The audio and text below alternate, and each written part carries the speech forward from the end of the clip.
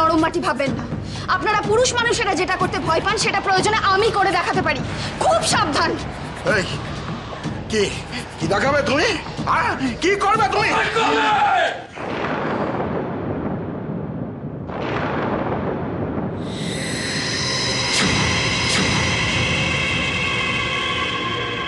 দুলালদা আব্দুলের ব্যাপারে জমিদার বাবু নিষেধ করায় আমি কিছু করিনি। তোমরা যদি নন্দিনীদি আর এই স্কুলের পেছনে লাগো তাহলে কিন্তু আমি তোমাদের ঠ্যাং ভেঙে দেবো। মাস্টার হয়ে গেছিস না? কি হয়েছি সেটা তুমি পরে দেখবে। এখন এখান থেকে চলে যাও। কি হলো, যাও।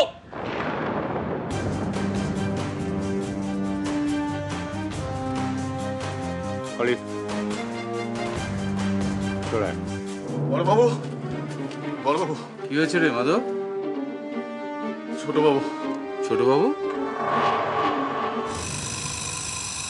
কি হয়েছে সাগরের? ছোট বাবু ঢিল মেরে ওই কালিদার মাথা মাথা ফাটিয়ে দিয়েছে। সে কি? কেন? না ওই আসলে মানে ব্যাপারটা। ওরা এখন কোথায়? আসছে। নন্দিনী, মাধবের মুখে শুনলাম সাগর নাকি ঢিল মেরে কালীর মাথা ফাটিয়ে দিয়েছে। হ্যাঁ কাকা বাবু। কিন্তু কেন বলো? দুলালদা তুমি ওকে চুপ করতে বলো। এবার কিন্তু মেরে তোমার কি হচ্ছে? এত লাফালাফি কেন? সাগর কোথায়? সাগর আর লক্ষ্মীদ্বীপ আসছে।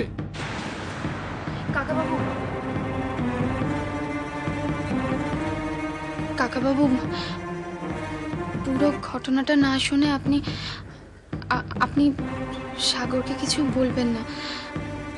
দেখুন, ওকে যা বলার আমি বলেছি বুঝিয়ে। তবে আসল ঘটনাটা আপনার জানা দরকার। তারপর যদি মনে হয় আপনার সাগরকে কিছু বলা উচিত। বাবা লক্ষ্মীদি, তোমার কথা শুনে তো মনে হচ্ছে তুমি তোমার ছোটদার 1 নম্বর ফ্যান হয়ে গেছো। হবো না বলো?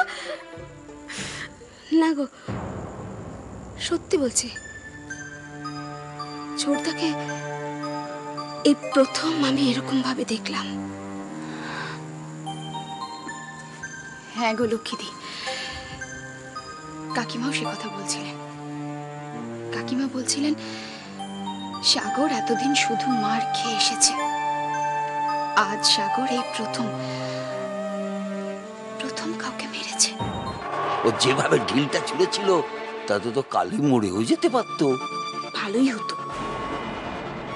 আপনারা বেশ কোমরে দড়ি বেঁধে টানতে টানতে নিয়ে যেতেন। সেটা কিন্তু কোমরে দড়ি বেঁধে টানতে টানতে আমি এখনো নিয়ে যেতে পারি। মিস্টার নায়ক,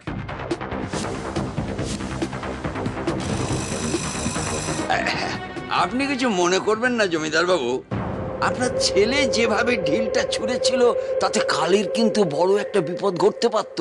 এমনকি আপনার মতন ও যেটা করেছে সেটা না জেনে বুঝেই করে ফেলেছে। কিন্তু আপনারা যে জন্য স্কুলে নন্দিনীর কাছে গিয়েছিলেন সেটা কিন্তু আপনারা ঠিক করেননি। এই যে দেখুন, এখন এই ব্যাপারটা নিয়ে যদি কালীরা ঝামেলা পাকায় তখন কিন্তু আমার কিছু করার থাকবে না। সাগরকে আমার অ্যারেস্ট করতে হবে। আপনাকে এটা নিয়ে চিন্তা করতে হবে না মিস্টার নায়ক, আমি দেখব।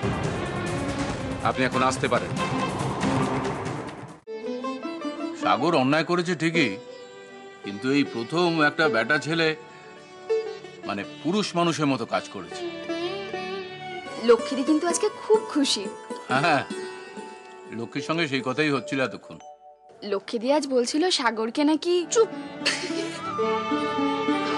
দিদি, তুমি থামবে। লক্ষ্মীদি, সাগর কোথায় গো?